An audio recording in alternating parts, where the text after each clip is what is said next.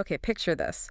You are standing in a dimly lit break room. You're completely exhausted. You have a massive headache, and you've just put your absolute last dollar into a vending machine. Oh, I already know exactly where this is going. Right. So you hit the button for your favorite snack. The machine whirs to life. The coil starts to turn. You can literally see the bag inching forward, and you are ready for that tiny hit of dopamine. Yeah, you've already mentally eaten the chips. Exactly. And then nothing. The coil turns exactly halfway, the bag gets wedged aggressively against the glass, and the machine just goes dead. Silent. The worst feeling in the world. So, what is your immediate, instinctive, primate brain reaction to that exact moment? Well, if you're like, I don't know, roughly 99% of the human population, Yeah. you absolutely do not look for the tiny maintenance phone number printed on the side of the machine. Oh, definitely not. Nobody does that. Right. You don't calmly step back and assess the mechanical failure of the coil system. No. You grab it by the sides, you plant your feet, and you shake it. You just violently shake it. And the worst part is maybe once in your life you did that and the snack actually dropped. Yes. You got rewarded for it once. Exactly. So you have this ingrained belief that brute physical force equals a mechanical fix. The next time a bag gets stuck, you shake it a little harder. You kick the bottom panel. You tilt the entire 1,000-pound machine backward, literally risking your own life for a bag of chips. And eventually, if you step back and look at yourself, I mean, you are just violently rocking a broken machine, hoping that a better accident somehow drops out of the bottom. Yeah. You aren't fixing the mechanism at all. You're just applying raw frustration to a completely broken system. That exact scenario is, it's the perfect metaphor for the absolute most common frustration you experience when you are sitting at your desk, staring at a screen and using AI. Oh, without a doubt. We have all been there. Yeah. You have a task you need to get done, you write a prompt, you hit enter, and the output you get back is just, well, it's just wrong. It misses the point completely, the tone is embarrassingly weird, or it's, hallucinating details that you never gave And it. it's just making things up. So what do? You don't diagnose the system. You jump right back into the text box and you start shaking the machine. You furiously rewrite the prompt. Which leads to an incredibly predictable and frankly frustrating loop. You mash the regenerate button. Maybe you get a decent result once, purely by chance, so you think, oh, I'm on the right track. Just like the chips falling. Exactly like the chips falling. So you run it again for the next task, but then you watch the output drift. It suddenly changes in ways you never asked for. It becomes overly formal, or it starts adding weird emojis everywhere. The sudden emoji explosion is always so jarring. It really is. So you go back into the text box, and you add more instructions. You change the tone words from professional to highly professional, but also casual. You paste in 5 more examples. You try typing in all caps, hoping the AI will somehow hear you yelling. Right. You're just screaming at the math. And then you add a ridiculous line at the end that says, do a really good job on this, and I'll tip you $100. I have absolutely promised an AI a fake tip before, just out of pure desperation. I mean, it's embarrassing, but true. It happens. But what actually happens when we do that, we just pile words on top of words, and suddenly your prompt is 3 pages long. It reads like a chaotic ransom note, but the result is somehow getting functionally worse. Yeah, you're experiencing what system designers call prompt bloat. The prompt gets longer, but it doesn't get stronger because, well, you're just piling heavy words onto a completely unclear foundational architecture. The technical reality we have to face when dealing with large language models is that a better accident is still not a system. Wow, say that again. That's good. A better accident is still not a system. When you experience prompt bloat, you are actually confusing the model's attention mechanism. You give it so many conflicting instructions, so many all-caps warnings and subjective adjectives that the AI loses track of the core task entirely. It's just overwhelmed. Exactly. Rewriting prompts purely out of frustration is exactly like shoking that vending machine. It might dislodge the chips once, but it is fundamentally not a repeatable process. You are treating every single bad result like it is a prompt writing issue. But in reality, the prompt itself is only one small piece of a much larger architectural problem. Which brings us to the core mission of our deep dive today. We're taking you on a premium orientation into what is called the prompt triage desk, straight from the curriculum at the AI Prompt Lab. Welcome to the campus. Yes, welcome. Now, let's be very clear about what we are doing today. We are not giving you a giant downloadable prompt pack. Please, no more prompt packs. Right. We aren't going to read you a list of magic phrases or secret developer codes to copy and paste into ChatGPT. And this is definitely not a tool shopping guide to convince you to buy yet another monthly subscription. Far from it. What we are exploring today is a diagnostic module. It is a fundamental shift in how you operate. It's designed to help you stop guessing, stop shaking the machine, and start engineering real outcomes. I love that. Start engineering real outcomes. And the mission here is incredibly simple, but I guarantee you, if you internalize this, it changes absolutely everything about how you work with AI. The mission is this: find the broken layer before you rebuild the whole system. Find the broken layer before you rebuild the whole system. So it's the difference between a mechanic plugging your car into a diagnostic computer to find the exact misfiring sensor versus a mechanic just hitting the engine block with a wrench and hoping the check engine light goes off. Precisely. And to become that diagnostic mechanic for your own workflows, you have to fundamentally change how you look at the errors you're getting. To fix any broken system, whether it's a car engine, a human body, or a digital workflow, you have to stop treating the visible problem as the root issue.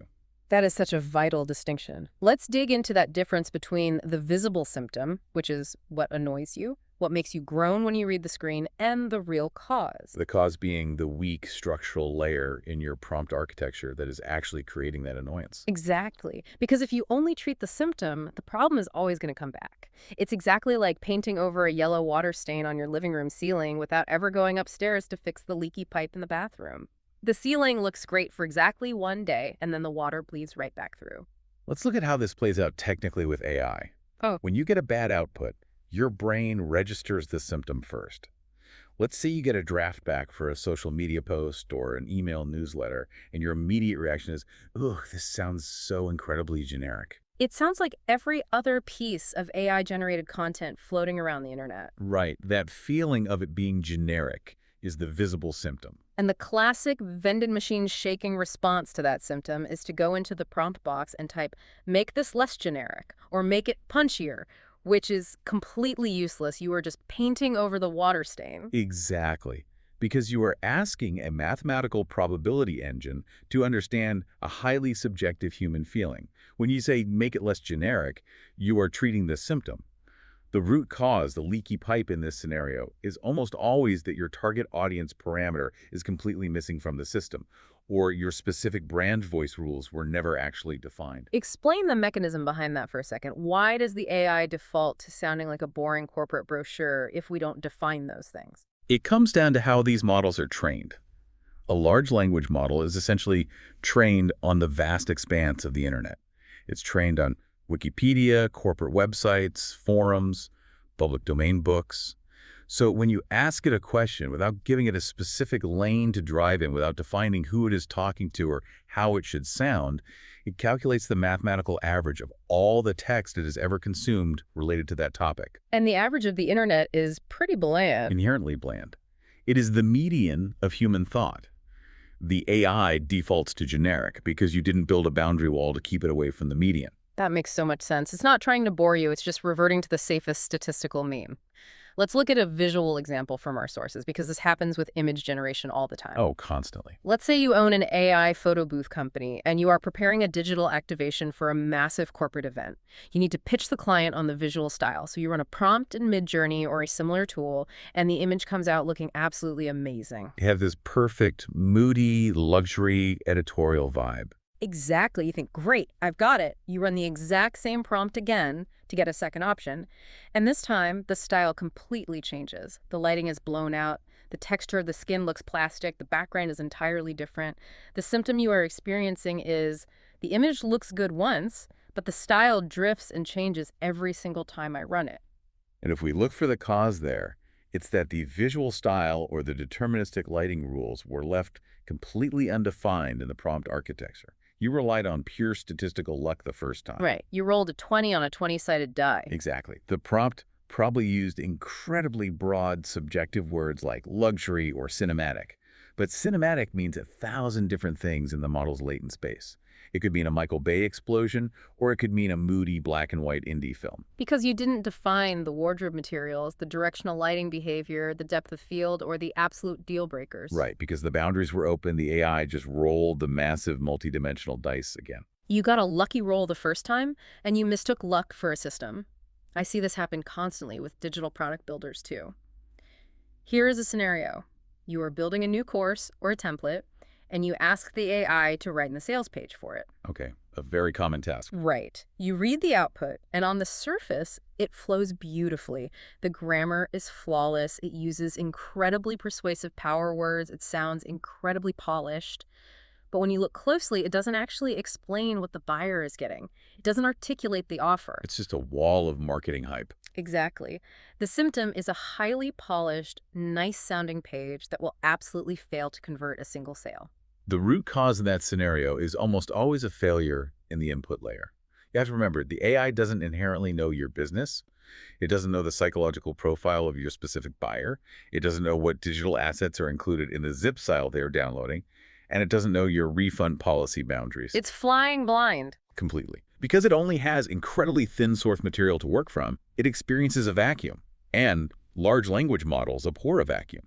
To fulfill your request to write a sales page, it fills those informational gaps with generic marketing fluff. It generates text that sounds structurally plausible to a human ear, but it is completely hollow. It isn't true or specific to your actual business reality. I want to share one more example because this one is running rampant right now. You have an idea to build a custom GPT, a dedicated, personalized assistant inside ChatGPT.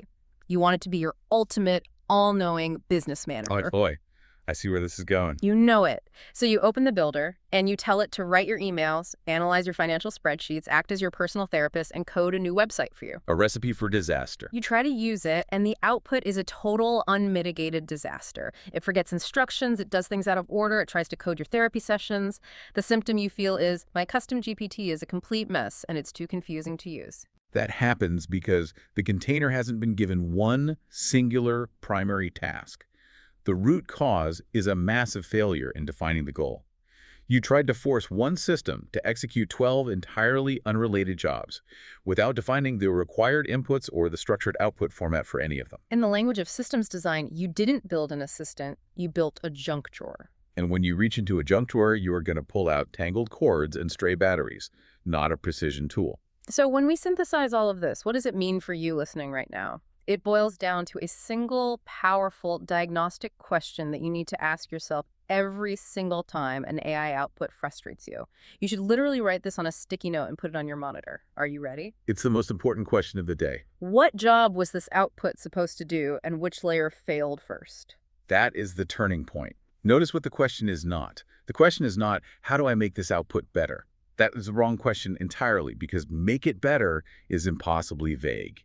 Better for who? Better in what format? Better by what metric? You have to define the job, and then you have to isolate the architectural layer that cracked under pressure. Exactly. Okay, but if I'm supposed to ask myself which layer failed, I kind of need to know what the layers actually are. I mean, I need a blueprint of the house before I can find the leaky pipe. So let's open up this framework. Let's do it. Inside the AI Prompt Lab's triage methodology, there is a blueprint.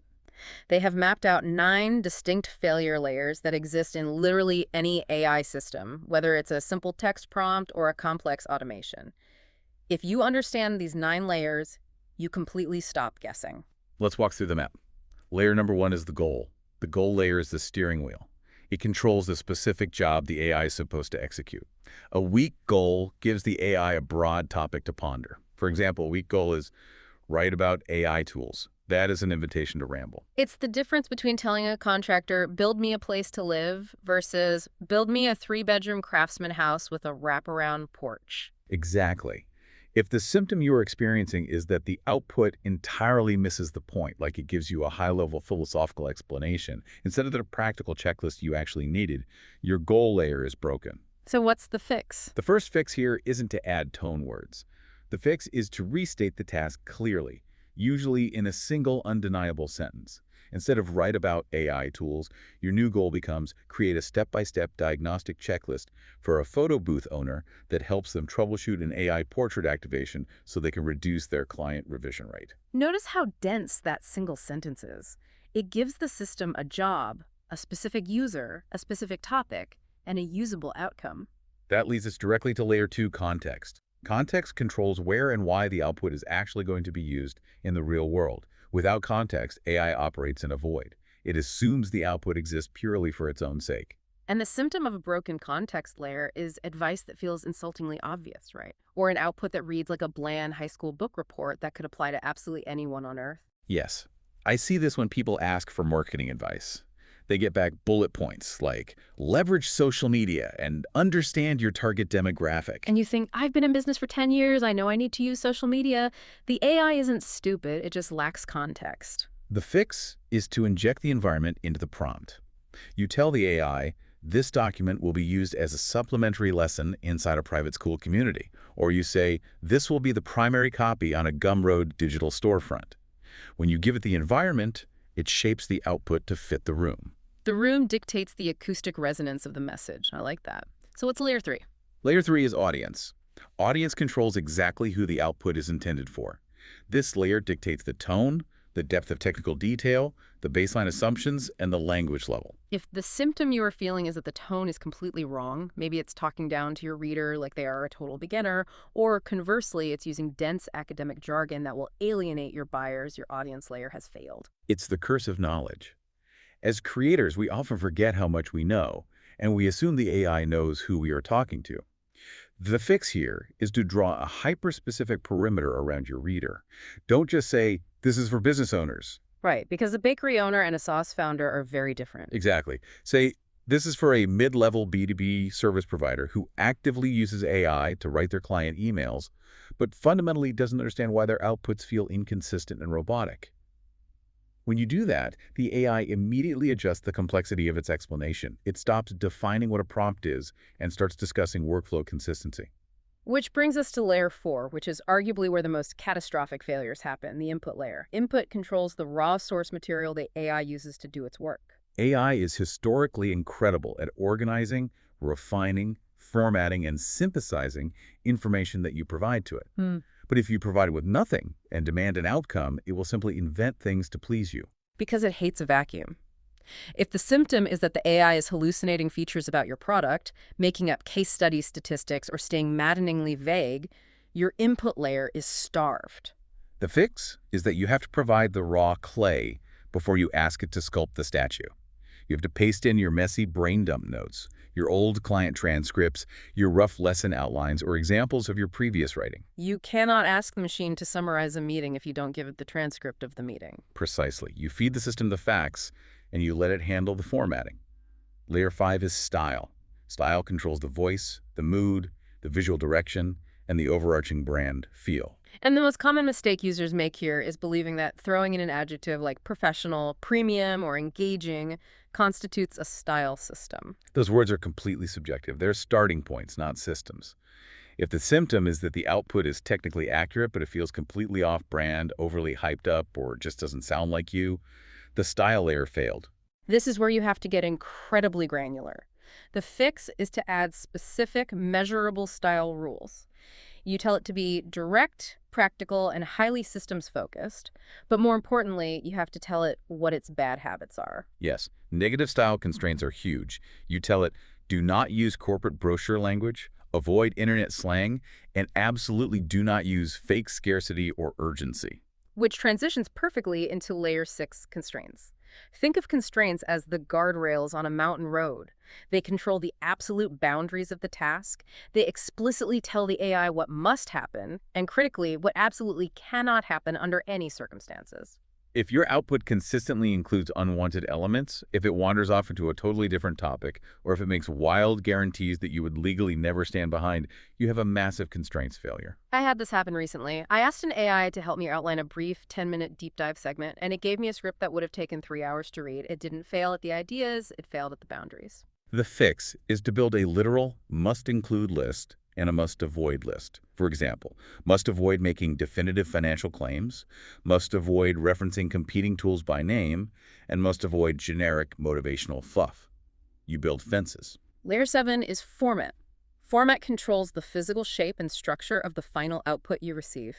If your symptom is that the output is an absolute nightmare to copy and paste into your email provider, or the really useful insights are buried inside massive, unreadable blocks of text, Your format layer broke. Oh, I hate that. When it Ah. gives you a sprawling essay instead of a simple list. Yes. I used to ask for content calendars, and it would just give me paragraphs about what I should post on Monday, Tuesday, and Wednesday. I couldn't read it. I didn't need to change the ideas. I just needed to specify the shape. Instead of saying, give me some content ideas, the fix is to say, give me a clean, structured markdown table. Column 1 is the hook, column 2 is the core lesson, and column 3 is the call to action. You dictate the geometry of the result. Layer 8 is the quality standard. This layer controls how success will ultimately be judged.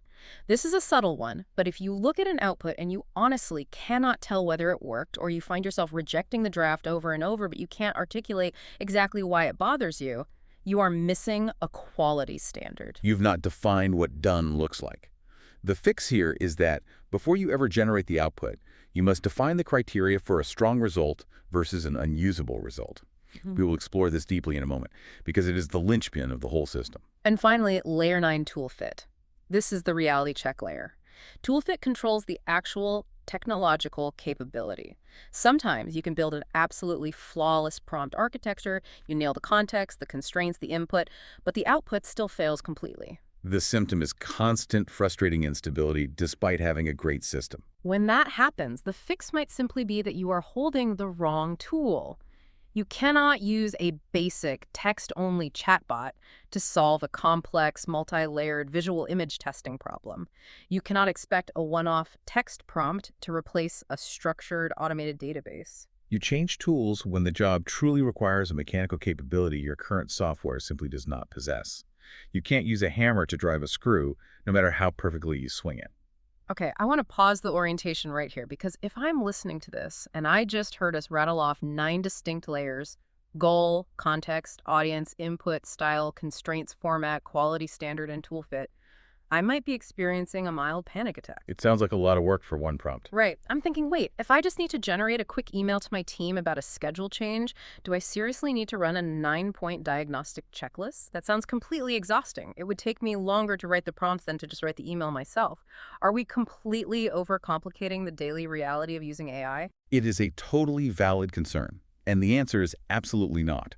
You do not use this map for every single tiny interaction. If you are asking a chatbot for a recipe for chicken soup, you don't need a 9-layer architecture. Thank goodness. This framework is specifically for when a repeatable, valuable output breaks. And more importantly, when you do use the map, you do not revise 5 layers at once. That is the massive, chaotic mistake people make. Oh, totally. They see a bad output, they panic, and they rewrite the goal, they change the audience description, they add 3 new constraints, and then they switch from ChatGPT to Claude all at the exact same time. Exactly. And when you change everything at once, you learn absolutely nothing. You have no idea which of those 4 changes actually improves the result or which one made it worse. It's like deciding you want to get healthy, so on the exact same day, you go on a keto diet, you start waking up at 4 a.m., you start taking 10 new supplements, and you run a marathon. 2 weeks later, you have more energy, but you have no clue if it was the sleep, the diet, or the running.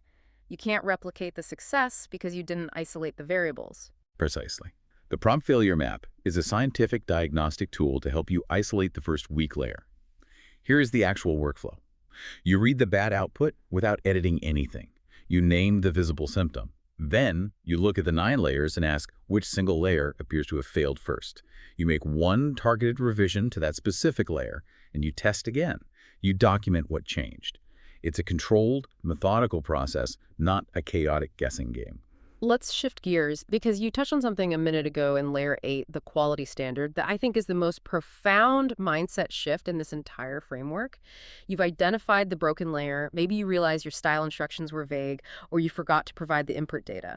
But before you go back to the text box, before you ask the AI to regenerate the result, you have to clearly define what success actually looks like in the real world. This is the critical step that almost every single user skips. They write a prompt, they get an output, and then they sit back and judge that output entirely by their mood, their personal taste in that exact moment, or their level of panic about a deadline. In the language of the AI prompt lab, they are judging the AI by vibes. Judging by vibes. I absolutely love how the source material frames this rule. It says, vibes are allowed in the room. They are not allowed to drive the car. That is so incredibly accurate. It is the downfall of most creative workflows. When you judge a result purely by vibes, you end up giving the AI feedback that sounds like an overly demanding art director. You type, make it better, or make it pop, or make it sound a little more like me. Which is just useless feedback for a machine. Completely mechanically useless to a language model. Better is a constantly moving target. The AI cannot mathematically aim at a subjective target you never defined, so it just guesses. It changes random variables, you react emotionally to the new guess, you give another vague instruction, the workflow gets 10 times longer, and the output rarely gets fundamentally stronger. I want to ground this in a real-world analogy. It is exactly like hiring a human assistant for your business. Imagine you hire a bright, eager new assistant. You hand them a messy, unorganized folder of your random meeting notes, and you say, hey, draft a really good document out of this. And then you walk away. You are setting them up to fail. 2 hours later, they bring you back a spreadsheet. And you get mad. You say, no, I wanted a slide deck. Whose fault is that? It's yours. Because their definition of a good document and your unstated definition of a good document were completely different. If you want a usable asset, you would tell that human assistant exactly what the document needs to achieve, who is going to read it in the upcoming meeting, what specific sections it must have, and what specific mistakes would cause you to throw it in the trash. That level of explicit delegation is exactly what building an output standard is. It is establishing the definitive review criteria for your AI result before it is ever generated. It replaces subjective vibes with an objective mathematical target. And just like the failure map we just went through, the output standard has its own stack of specific layers, 8 layers to be exact, that help you construct this target so the AI knows exactly what bullseye to hit. Let's walk through this standard stack. Yeah. How do we build a target that permanently bans the vibes from the driver's seat? Layer 1 of the standard is the output job. You have to define the practical, real-world utility of the output. Right. Must this document teach a total beginner how to troubleshoot their software? Must it take a chaotic 10-minute audio rant and distill it into 5 distinct social media assets? If the job is vague, the result drifts. Layer 2 is the use context. Where physically or digitally is this output going to live? A lesson that lives inside a structured, private school community course needs a very different pacing, formatting, and tone than a highly aggressive public Facebook ad or a Gumroad product sales page. The environment changes the required standard of quality. Layer 3 is the audience. Who is actually going to look at this, read it, judge it, or take action based on it? You have to know the stakes. Is this for a casual beginner who is just exploring a topic for fun? Or is it for an educated, highly skeptical buyer who is actively deciding whether a $500 digital product is worth putting on their credit card? The audience dictates the assumptions the AI is allowed to make, which leads to layer 4, the style direction. What should the experience of consuming this output feel, sound, or look like? And remember, our rule about vibes, this must be defined objectively. Do not just say professional. Professional to a lawyer is different than professional to a graphic designer. Define it. The style must be clear, direct, highly systems-focused, and calm. It must actively avoid hype and corporate brochure wording. If you are doing visual generation, this is where you lock in your color lane, your directional lighting, your composition rules, and your texture constraints. Layer 5 is the must-include list, the absolute required elements. This creates a structural checklist that protects the output from omitting the most critical information. For an educational module, the standard might say, must include a clear lesson promise at the top, one immediate action step at the bottom, a defined completion standard, and a legal disclosure note. If one is missing, the output fails. Layer 6 is the inverse, the must-avoid list. These are your boundaries and deal breakers. This is crucial for protecting your brand safety and your sanity. You define the poison. Avoid generic AI hype words like revolutionize or delve. Avoid making specific income promises. Avoid generating images with distorted hands or text. Avoid any unlicensed pop culture brand references. You define exactly what would make this output legally or morally unusable for your business, which perfectly sets up the final evaluation metrics. Layer 7. Strong result signals. This is how you will know you succeeded. What are the positive, objective proof points? Instead of saying it feels good, you define it. A strong result is formatted in clean Markdown. It is easy to paste directly into our platform without requiring me to reformat any headers, and it produces exactly one highly practical action for the learner. And the absolute final layer of the stack, layer 8, unusable result signals. What specific criteria makes the result an automatic failure? What are your hard rejection conditions? An unusable result is one that provides vague motivational theory instead of a concrete task, or one that skips the completion standard checklist entirely. If you do not define the unusable result before you start, you run the massive risk of accepting something that looks highly polished on the surface but completely fails to do the job. I want to apply this entire stack to a deeply practical scenario, a use case straight from the lab's documentation. Let's say you want to use AI to take a messy, frustrating administrative task that you do every week, and you want to turn it into an SOP, a standard operating procedure, so you can finally hand it off to an employee. Okay, if we use the old, weak, vibe-based request, we just paste some notes into the chat and say, make this into an SOP. And we know exactly what happens next. The AI spits out something that looks incredibly organized. It has Roman numerals, it has bold headers, it has perfectly aligned bullet points. You feel a rush of productivity. But then a week later, you hand that beautiful document to a brand new team member and they instantly get stuck. They can't actually execute the task because the document is missing all the nuanced real-world context, the passwords, the edge case decision trees. It looks like an SOP, but it functions like a paperweight. But watch what happens if we build the output standard stack first. We define the job, turn a messy repeated task into a highly executable step-by-step SOP. The context. It will be housed in our company wiki and used independently by a remote team member. The audience, a new hire who needs to complete the task flawlessly without stopping to ask the business owner to explain every minor detail. The style. Extremely clear, plain language, strictly operational. Must include required software tools, the specific task owner, estimated timing, decision tree points, and a strict definition of done. Must avoid unexplained acronyms, assumptions of prior historical knowledge, and the hidden technical steps. And then you lock in the evaluation criteria, the success standard. A strong result literally allows someone else in the company to complete the task correctly from start to finish without asking the creator a single clarifying question. The failure standard. An unusable result looks highly organized on the page, but still requires the business owner to hop on a Zoom call to explain the steps verbally. That is a night and day paradigm-shifting difference. You have given the AI an exact, mathematically precise bullseye to hit. By defining that standard, you turn a piece of AI-generated text into an actual valuable delegation asset that saves your company time. It forces you to sell absolute clarity to yourself first, instead of just chasing good vibes. And there's a very subtle but very common trap people fall into here, right? They diligently define the style, they tell the AI to be clear, direct, and premium, but they completely forget to define the functional success. Exactly. They define how the output feels, but not how it functions. You need both.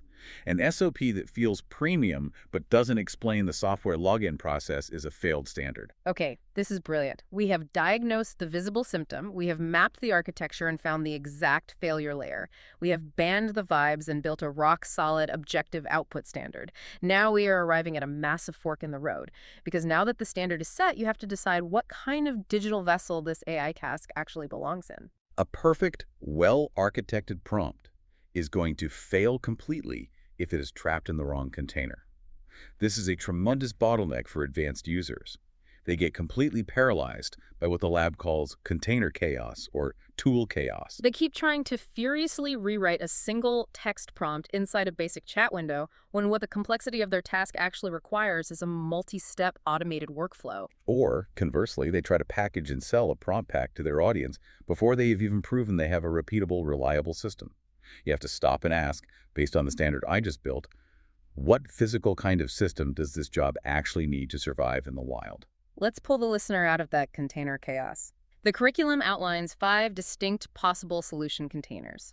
I want to walk through the physics of each one so you know exactly which box to put your problem in. Container number 1 is the simplest, the prompt. A prompt is the baseline instruction you give an AI to produce a specific contained output.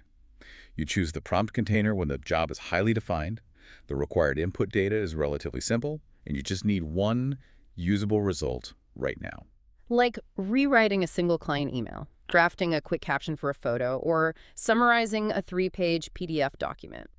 If the task does not require long-term memory, it doesn't require complex sequential steps, and it doesn't need to act as a dedicated persona-driven assistant, then a finely tuned single prompt is usually exactly the right container. It's the right tool for a one-off job. But what happens when the job gets bigger? That leads us to container number 2, the workflow. A workflow is a repeatable, structured sequence of steps. You graduate from a prompt to a workflow when the task happens repeatedly or when the sheer complexity of the task requires a defined process before, during, and after the AI generates its output. Explain this in terms of the AI's attention mechanism, because I think people don't realize why big prompts fail. Why can't I just put a massive process into one prompt? Because of how context windows and attention mechanisms function in large language models, if you paste a massive 10,000-word transcript into a chat, and in a single prompt you ask the AI to extract the 5 main themes, write 3 different newsletters targeting 3 different audiences, generate 10 tweets, and read a summary for my team, you are absolutely overloading the model's attention. It will spread its processing power too thin. The newsletters will sound identical, the tweets will be generic, and the summary will miss the point. It's like asking a chef to cook a 5-course meal in a single pan all at the exact same time. It's going to turn into a mushy stew. Exactly. A workflow solves this by breaking the process apart. Step 1. Use a prompt to extract the themes. Review the themes. Step 2. Take the approved themes and use a new prompt to write newsletter 1.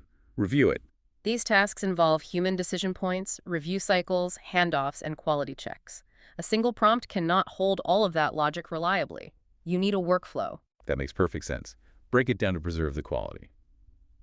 Container number 3 is the custom GPT. And here is where I have a major foundational question for you. Lay it on me. Why does it seem like absolutely everyone in the business world wants to jump straight to building a custom GPT for every minor inconvenience in their life? It feels like the ultimate shiny object syndrome right now. It is absolutely the shiny object of the current era. People have this fantasy that a custom GPT will just magically become an autonomous employee that runs their entire business while they sleep. But functionally, a custom GPT is specifically designed to be a dedicated assistant built around one highly focused job. You use the custom GPT container when the exact same kind of complex task needs to happen repeatedly, and the assistant requires strict, permanent system instructions, firm behavioral boundaries, constant access to reference files, and a highly consistent output formatting rule. Think of a dedicated brand voice assistant that only writes LinkedIn posts, or an assistant whose only job is to audit your prompts against the 9 failure layers. So what is the ultimate danger when people try to rush this? The danger is the junk drawer phenomenon we discussed earlier. People get excited, and they try to build a single GPT that writes their social media, answers angry client support tickets, builds complex product sales pages, and acts as a sounding board for their launch strategy. That is a junk drawer with 12 completely unrelated operational jobs. When you do that, the underlying system instructions become inherently conflicted. The assistant gets confused about its identity, its behavior becomes vague and erratic, and it ultimately fails at every single task you give it. A powerful custom GPT has one primary undeniable function. Let it be great at one thing, not terrible at 12 things. Container number 4, the product. A product is a packaged, deliverable asset that helps a specific external buyer complete a specific job in their own life or business.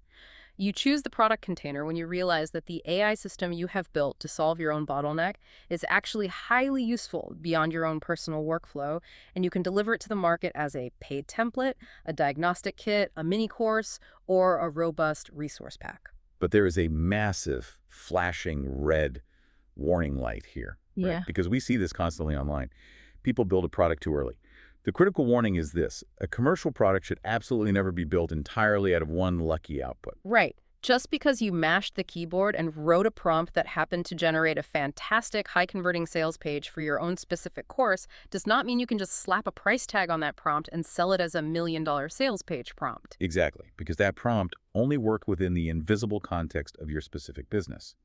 An external buyer needs infinitely more than just the raw text of the prompt. If you are selling a product, the buyer needs the surrounding architecture.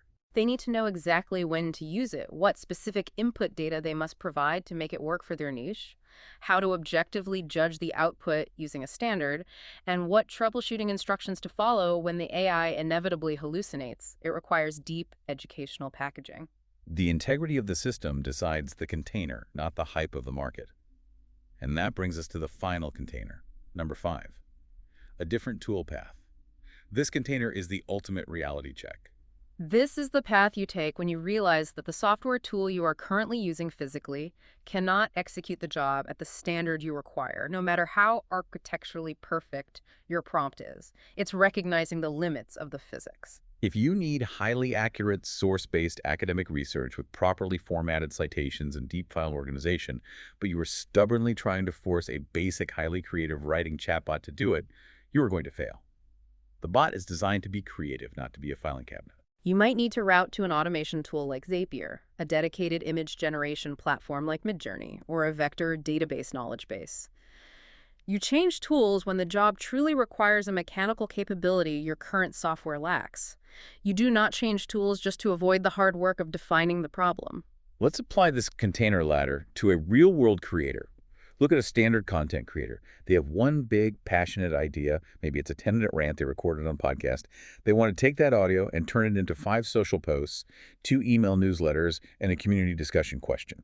Their immediate reactive instinct is almost always, I need to buy a better content repurposing prompt. But if we apply the diagnostic framework, the better diagnosis is that this is absolutely workflow. Repurposing content is not a single action.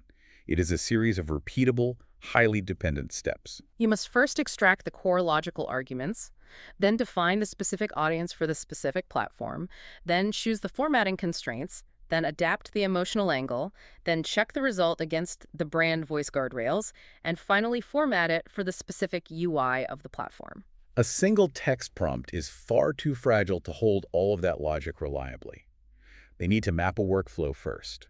And then, maybe, eventually, if that workflow becomes a rigid weekly engine, they can encapsulate it into a custom GPT. I love the concept of the container ladder. You have to earn the right to move up. You step up from proving one solid result with a prompt to organizing a repeatable process with a workflow to delegating it to a dedicated custom GPT assistant to finally packaging it as a commercial product. And you absolutely must climb those steps in order. Build the prompt first. If you find yourself using it repeatedly and successfully, build a workflow around it. If that workflow becomes heavy and needs an automated assistant, build the GPT. If others in your industry desperately need it, package the product. Do not leap straight to the top of the ladder or the system will collapse under its own weight. All right, we are rounding the final corner into the last phase of the triage process, choosing your next module. This is the routing phase of the campus. Let's recap where we are. You've diagnosed the symptom instead of just treating it. You've used the 9-point map to locate the exact broken layer. You've banned the subjective vibes and built a mathematically sound output standard. And you've picked the appropriate digital container for the solution. The absolute final step is navigating the learning campus to actually go build the permanent fix. This phase is where the concept of strategic sequencing becomes paramount. If you talk to people using AI, their primary emotion isn't usually excitement. It's deep, paralyzing overwhelm. That overwhelm usually stems from treating every new tool, every flashy template, and every YouTube tutorial as equally urgent. You see a new video about a complex AI voice automation, and you drop whatever vital task you were doing to go watch it and play with the software. The issue there isn't that you are curious. Curiosity is a superpower. The issue is unsequenced curiosity. Unsequenced curiosity means your knowledge never actually compounds into leverage.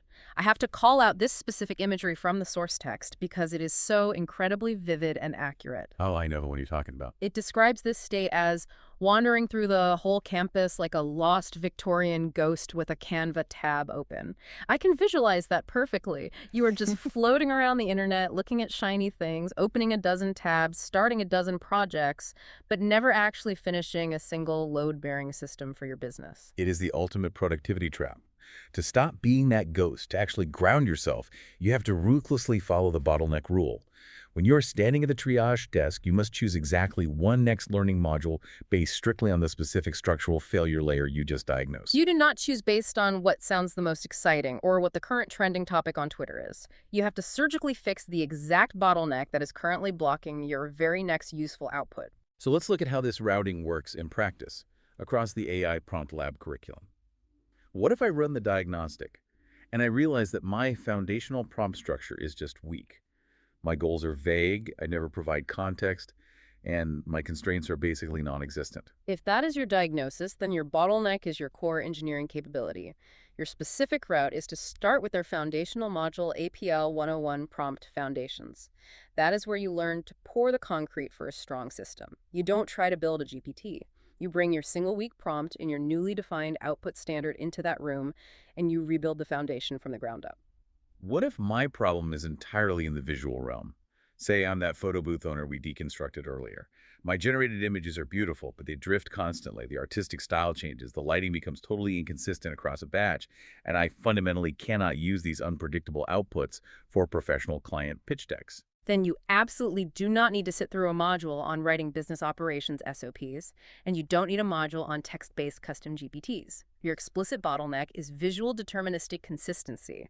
You need to route directly to the AI Photo and Visual Systems track, specifically APL 201 AI Photo Systems Lab, or perhaps APL 205 Prompt Testing Grid.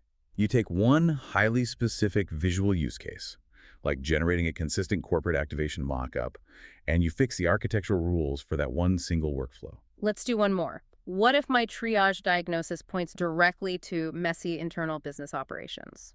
Let's say I'm doing the exact same tedious administrative tasks every single week. All the vital process knowledge is trapped inside my own head, and my client onboarding experience is an absolute chaotic disaster. Then your bottleneck is operational leverage. You don't need a prompt writing class, you need systems engineering. You route to APL 301 AI Business Systems or APL 310 SOP Systems Lab. But even there, you apply the rule of one. You do not attempt to use AI to systemize your entire business in a single weekend. You bring one specific, highly repeated process that desperately needs to be delegated, like your client onboarding checklist, and you build the AI standard for that single process. The overriding emphasis here, the word that should be echoing in your mind, is the word one. Choose one module, not three, not the entire curriculum track, just one. Make a clean, highly strategic upgrade decision. You only upgrade your AI systems or your personal training when you can explicitly say out loud, I know exactly what my current bottleneck is, I know exactly which module addresses it, and I know exactly what practical real-world output I intend to build inside that module. That is the gold standard of intentional learning. If you cannot name the exact tangible output you want to create next, you are not genuinely ready to move forward. You are just browsing the internet.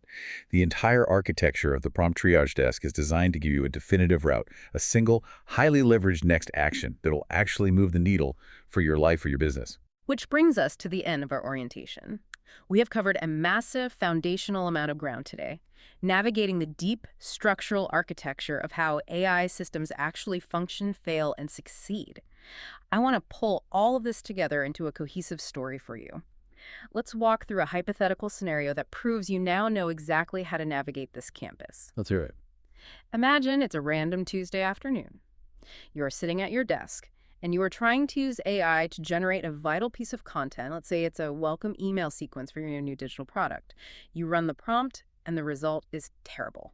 It sounds robotic, it's overly formal, and it completely fails to explain the value of the product. In the past, you would have panicked. You would have grabbed the vending machine, you would have typed, make it punchier, and wasted an hour of your life. But not today. Today, you engage the triage system. Step one, you stop. You pick this one failing AI output to focus on. You don't try to fix your whole marketing strategy, you just look at this email sequence. Step two, you name the visible symptom out loud. You say, the symptom is that this email sounds like a generic corporate brochure and it doesn't actually explain my product. Step three, you pull out the failure map. You realize this isn't a goal failure. It knew it was writing an email. But you look at the input layer and the style layer. You realize you never actually fed the AI your product's sales page's input, and you never defined your brand's conversational style. You found the leaky pipe. Step four, before you fix it, you ban the vibes. You build your output standard. You define that the job is to welcome a new buyer. The audience is someone who just spent money and needs reassurance.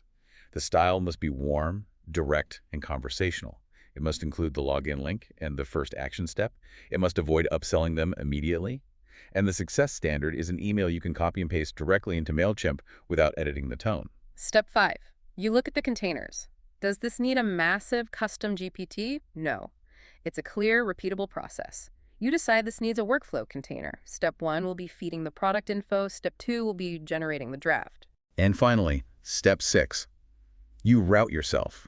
You realize your bottleneck is foundational prompt structure, so you route to the Prompt Foundations module, bringing this exact email workflow with you to fix it permanently. That narrative right there is the difference between being a victim of AI randomness and being the architect of a reliable system.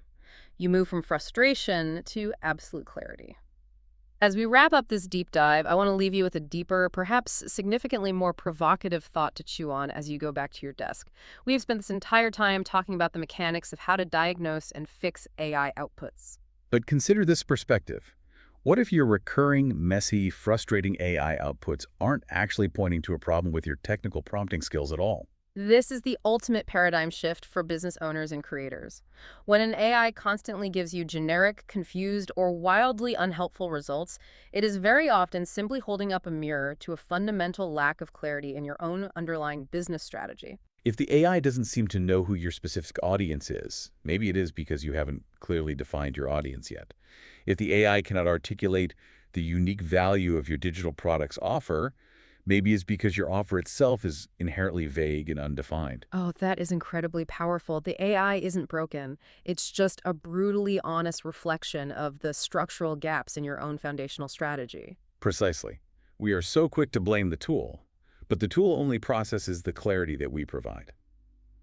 Fixing the AI output by forcing yourself to sit down and explicitly define the goal, the context, the audience parameters, and the absolute standard of success, that rigorous intellectual exercise might just be the exact key to fixing the structural gaps in your actual business model.